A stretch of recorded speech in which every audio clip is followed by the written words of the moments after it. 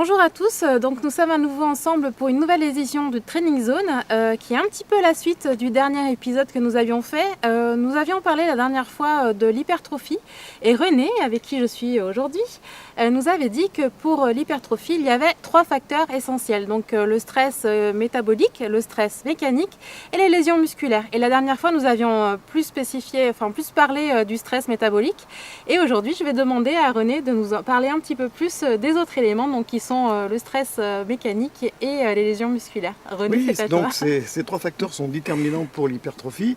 Ils jouent chacun leur rôle. En ce qui concerne le stress mécanique, on l'a compris, selon la charge qu'on va manipuler, le muscle va être dans l'obligation de produire une force, aussi bien pendant la phase concentrique que pendant la phase concentrique, c'est-à-dire pour soulever la charge et puis pour la ramener à son point de départ. Et ça crée ce qu'on appelle la tension mécanique. On sait que la tension mécanique est un puissant élément pour le développement musculaire, donc pour l'hypertrophie. En effet, cette tension mécanique, elle va perturber la structure musculaire.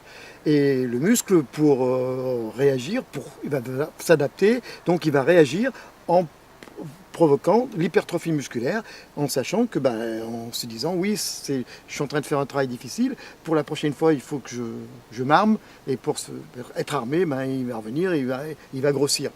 Et donc, ce fait de... C'est très bien imagé. Hein.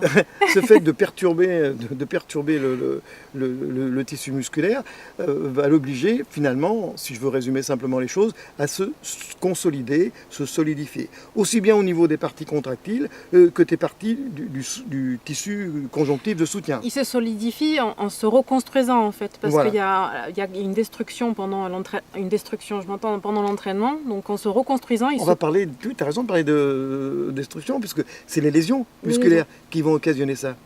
Il fait donc partie de la construction et l'hypertrophie. Exactement, se sentant agressé, le muscle va réagir et donc va consolider toutes ces structures. Donc on s'aperçoit que les lésions, on vient d'en parler rapidement, c'est des micro-lésions ou des micro-déchirures très localisées en fonction des exercices que j'ai faits, aussi bien au niveau de la partie contractile qu'au niveau du tissu conjonctif. Et l'organisme va être en alerte et ça va activer les facteurs de croissance. Les facteurs de croissance qui vont, entre autres, participer à la reconstruction, restructuration et développement du muscle, mais aussi à la prolifération et à la différenciation des cellules satellites, par exemple, qui sont là en attente et qui vont se développer qu'en cas de nécessité. Et là, il y aura peut-être nécessité. Alors bon, on parle de micro-lésions. Si c'est une vraie déchirure musculaire, c'est pas ce qu'il faut faire à l'entraînement.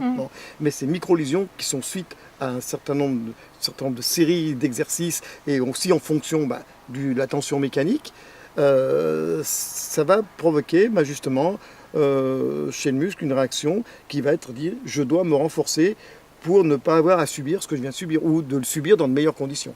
Voilà. Un petit peu comme ça. Alors, ces 3 facteurs marchent ensemble. On a compris que les lésions étaient aussi bien avec le stress métabolique, mais peut-être un peu plus avec le stress mécanique. Mais ce qui est important, c'est de savoir que ces 3 facteurs sont déterminants et sont chaque fois présents.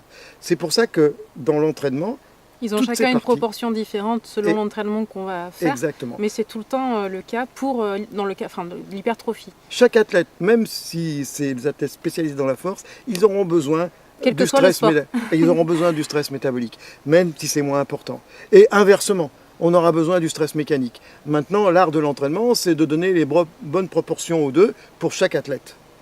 Donc, on est d'accord qu'on n'aura pas la même proportion de ce qui est le bodybuilding ou mettons dans un sport comme la boxe qui seront... Oui, exactement, puisqu'on va s'acter sur des qualités physiques plus de puissance, de vitesse, etc. etc. Mais par exemple, si on prend l'exemple du bodybuilding, les deux... Selon les athlètes, les 2 éléments vont être présents. Mais certainement que pour l'hypertrophie, le stress métabolique va revêtir une plus grande importance. Le stress métabolique, n'oublie pas qu'il doit y avoir de la tension mécanique non plus. On ne fait pas du stress métabolique avec des petites charges ridicules. Donc ça, c'est... Bon. Voilà un petit peu, on a fait le tour de la... Pour ce qui est de l'hypertrophie. Voilà, donc exactement. Les 3 éléments essentiels, qui sont pour l'hypertrophie. Donc la dernière fois, nous avions parlé du stress métabolique, cette fois du stress mécanique et des lésions musculaires. Voilà. Les 3 ensemble forment un tout et ces 3 éléments sont nécessaires pour l'hypertrophie musculaire. Mais je te remercie René à nouveau pour ces nouvelles explications. De rien, c'est toujours un plaisir d'en discuter avec toi. De même René, à bientôt. Merci. À bientôt. À bientôt donc pour une prochaine training zone et surtout n'hésitez pas si vous avez des questions sur tout ce qui est entraînement ou par rapport aux training zones que vous avez vues jusqu'à aujourd'hui à nous mettre vos petites questions dans les commentaires de cette vidéo. À bientôt.